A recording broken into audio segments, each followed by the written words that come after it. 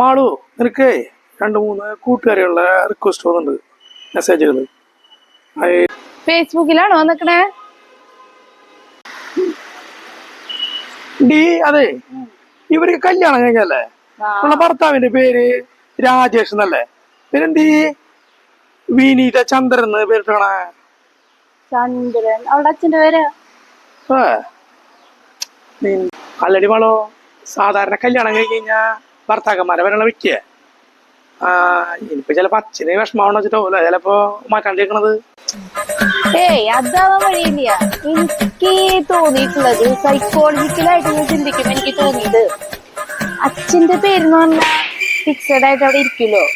ഭർത്താവിനെ എപ്പോഴേലും മാറ്റാലോ, ചിലപ്പോ അത് വിചാരിച്ചിട്ടാവും. അതിനാണ് സാധ്യത.